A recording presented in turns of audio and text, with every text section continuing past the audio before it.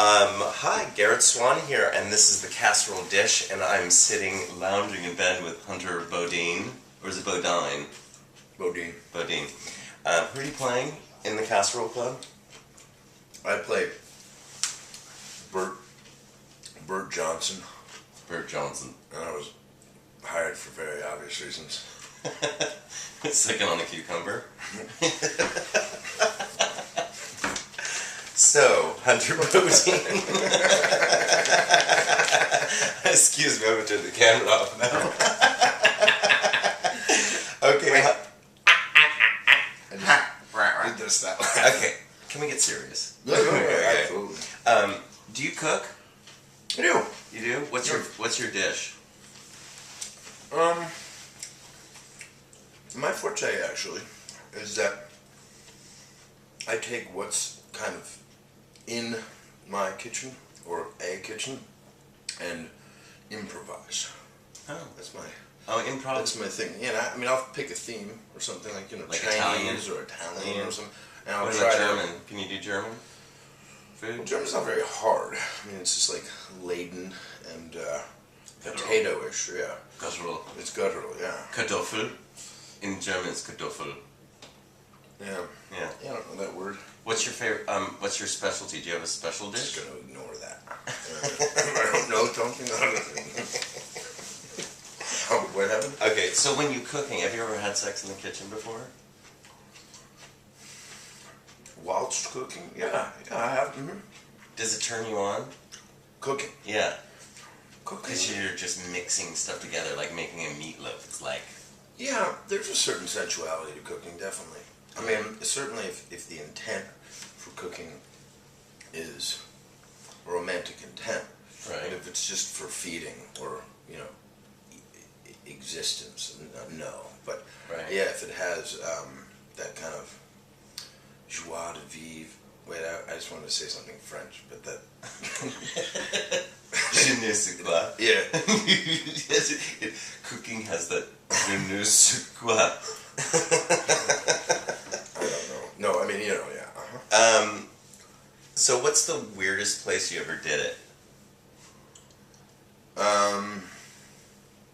Jeez, the weirdest place I've ever did it. It. Was, lock. I think in the poop chute. Really? Yeah. Mm. It's a chute in Detroit.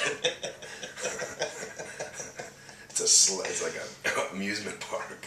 No, I think the weirdest place I ever did it was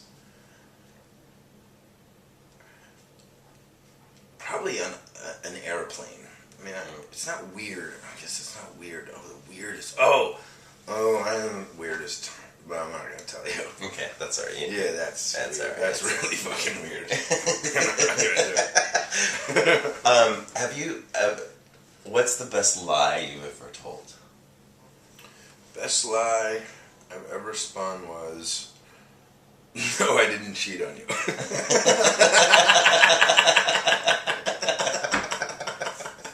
You're fucking nuts. You're nuts. Okay, if you were a recipe, Mm-hmm. how would you describe yourself? Like what ingredients and using cup? You're like, I'm a cup of this. I'm a teaspoon of that. So of you, who Hunter is? I would be. Give me a recipe of Hunter. Yeah. I would probably be. Let's see. It would be hors du Bodine, which originally is sausage mongers. In France. Is that a gallon? It's a gallon of sausage. It's like a 5-gallon tub. I would say I'd probably be 3 cups testosterone, 2 cups just raw sex appeal, 4 teaspoons of kindness and compassion. Mm. And I would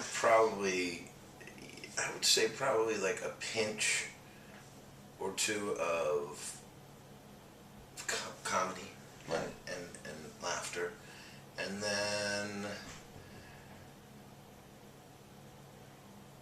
then I just try to fuck you.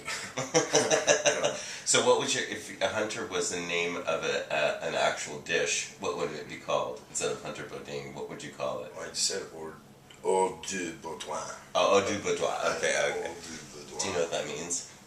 Okay. What do you think? Okay, I'm gonna get I'm gonna get serious. Okay. Okay. What do you think is wrong with relationships today?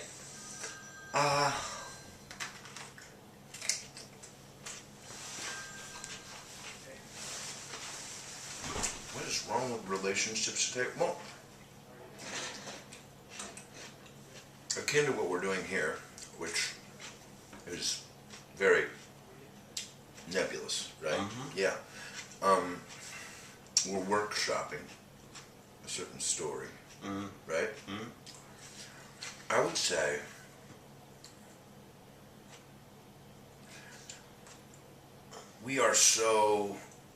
there's so much in a human being, and there's different moods, there's different timings, there's different points of view, our whole history comes into our humanity. And so when, I'm assuming a romantic relationship, so when there's a romantic relationship, Right. it's obviously very complex because we're bringing all of the factors of a human being. All these elements. Yeah. And then we're bringing all the elements of the other person, and then we come together. And there's expectations and things that we want the other person to be and the other person wants. And so we enmesh ourselves and kind of become what somebody else views us. The problem with that is that we're not us. Mm-hmm. I'll give you a perfect example. Like, so when you get out of a relationship, you're like, oh, finally, I can just be myself. Right. I can just be myself now. I can just be myself. Right. And I find that it's like, why weren't we ourselves in the relationship? Like, why weren't we? I'm dark, I'm angry, I'm sexual, I like doing this, I like doing that, Right. and allowing kind of like, I think what would be so beautiful is the acceptance truly of another person. That union to me would be supportive. Right. To me. Well, then, do you believe? Then, what is your take on monogamy? I mean, do you believe that monogamy is where relationships need to be at, or do you think? I mean, you're in a relationship and you see this hot woman, and then you see you're with a wonderful person, but then you see somebody else. I mean, my theory is that you can window shop all you want, Right. but it doesn't mean you have to buy it or try it on. So how do you feel about monogamy? Well, I don't judge it for others.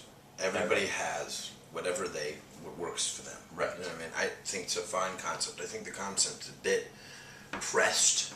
Mm-hmm. I think it's a bit pressed, but it's very accepted. It's been around a long time. But like I said, I mean, I think the complexities of a relationship are intense. I don't think they're as easy as, well, we have a monogamous relationship, thus we're safe, we're happy, we're good. Mm-hmm. I don't find that to be true. I haven't experienced that to be true per se. Mm-hmm. And also, there's been a lot of cheating, I mean, in our humanity. Yes. And lying. Right. Well, and why is that? I wonder. I don't know the answers. Yeah, and why don't people be accountable? Like, because some people just can't be honest about it. Why can't they be accountable for it, do you think? Accountable for their cheating. Well, and because they don't want to lose a monogamous relationship. Mm. So the point I made before, which is, why can't you have both? Mm. I don't know. I mean, I don't know if it's even possible, but to me, as a man, and many of my men friends, right. certain sexual encounters, right. interludes, are almost meaningless. Right. Like, they're just to, how could you say that, to express kind of a primordial, animalistic, kind of just testosterone driven. Right. Hey, cool. Yeah, that's cool. Tell me a little bit about your ideal relationship.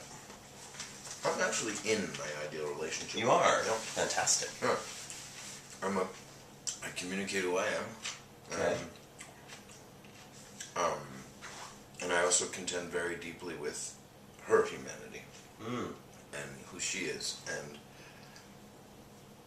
that's beautiful. Try not to bring we're tortured. Because at the moment you're having a relationship with a cucumber. I am, yeah. This brings down my pitta. Your pilla? My something. Okay. I'm gonna change the. What did you want to be when you were a kid? An actor. Did you? Mm-hmm. Yep. Well, me too. We had a little box, which was a television. And I was, I don't know, my mom said I think I was 5 or 6. Okay. And we were watching I Love Lucy on television, and I loved that show. When I was a little kid, I loved Lucy, and so she paved the way for television. Well, she's a genius. He's a yeah, genius. she was a genius. That's a great sitcom. Anyway, I would walk behind the television every night and look and look and look and kept going behind it. My parents didn't understand what was going on. I just kept going behind the television. They just thought I was a little kid. I was just searching for things. And finally one day I looked up and I said, how do I get inside there? I want to get in the box, you know? And they were like, well, you can't get in this box here. You take a hammer first. Smash it. So, yeah, from that point, I was pretty insistent that I wanted to cool. That's great. Be a really bad actor. Great. Couple more questions is, what's the meanest thing you've ever said to say to somebody? Let me rephrase that. What's the meanest thing you said to somebody?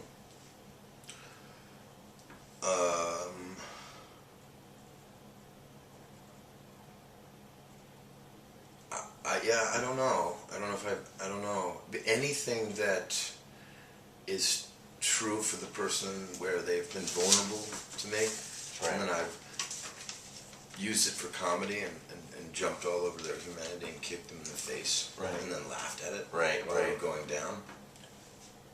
It's a right. general statement, but I think that's about. And so, let's say, if you were a bottle of liquor, what would who would you be? Whiskey. You'd be a whiskey bottle? I'd be whiskey, yeah. Fantastic. Why is that? I love it. I love whiskey. Well, thank you, Hunter. Thank you very much. You're a good disher. God bless you. God, and that's the casserole dish, and bye now. Bye-bye.